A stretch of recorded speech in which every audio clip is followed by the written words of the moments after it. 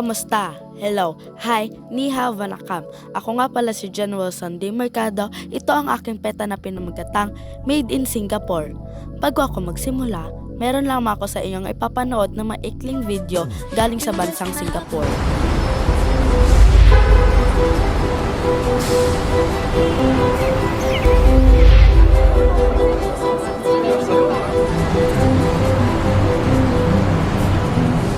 Pinapakita nito ang magagandang building sa bansang Singapore.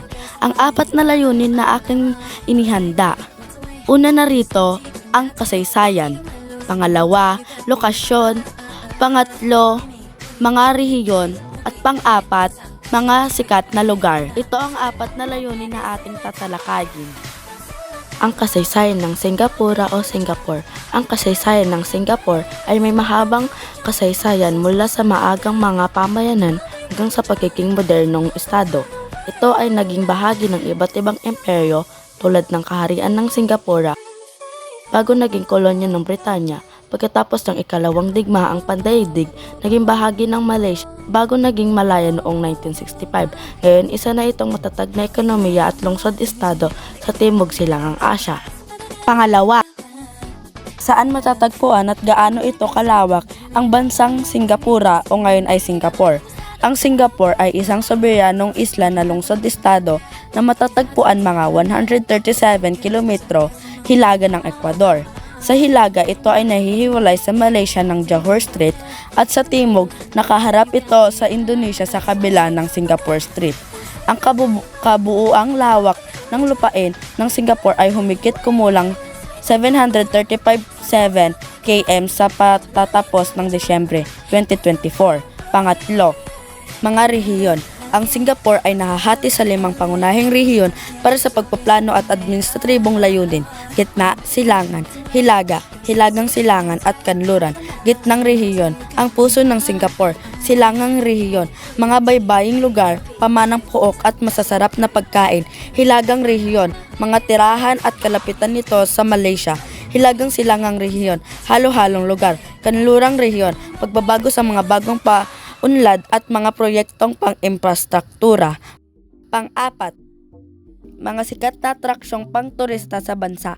Nag-aalok ang Singapore ng malawak na hanay ng mga sikat na atraksyong pang-turista. Ang ilan sa mga pinaka-binibisitang lugar ay kinabibilangan ng Garden by the Bay, Universal Studios Singapore, Sentosa Island at Marina Bay Sands. Kabilang sa iba pang kilalang destinasyon ang Singapore Zoo, Orchard Road at Singapore Botanic Gardens, pati na rin ang Merlion Park. Ito ang apat na layunin na ating inilahad. Ano-ano nga ba ang mga sikat na lugar sa bansa ng Singapore? Kung wala ka pang nalalaman, tara! May 5 mga sikat na lugar sa Singapore. Isa-isahin natin. Una, Merlion Park. Pangalawa, Marina Bay Sands. Pangatlo, Jewel Changi Airport. Pang-apat, Universal Studios Singapore. At pang-5, Garden by the Bay. May alam pa kayo, iisa-isahin natin sila.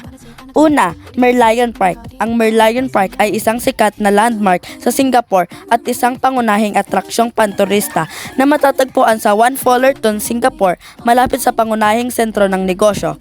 Ang Merlion ay isang gawa-gawang nilalang na may ulo ng leon at katawan ng isang isda na malawakang ginagamit bilang isang mascot at pambansang personifikasyon ng bansa. Pangalawa, Marina Bay Sands. Ang Marina Bay Sands ay isa sa 2 nanalong panukala para sa mga unang pinagsama-samang pook pasyalan ng Singapore.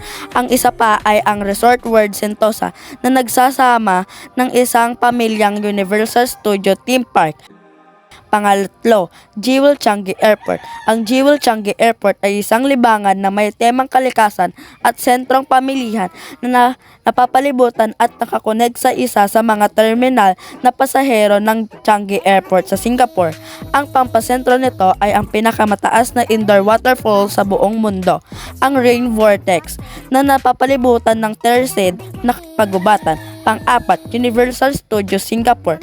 Ang Universal Studios Singapore ay isang theme park na matatagpuan loob ng Resort World Sentosa Integrated Resort sa Singapore. Nagtatampok ito ng 24 rides, palabas at attraction sa 7 theme zone.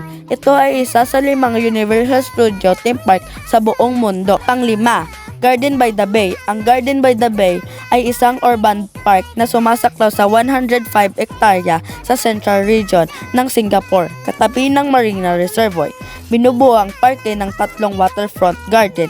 Una, Bay South Garden sa Marina South, Bay East Garden with the Founders Memorial sa Marina East, at Bay Central Garden sa Downtown Court at Kallang. Ang flower dome nito ang pinakamalaking glass greenhouse sa buong mundo. Yun ang 5 pangunahing atraksyon sa bansang Singapore. Ito lamang ang aking ipepresenta ngayon. Maraming salamat.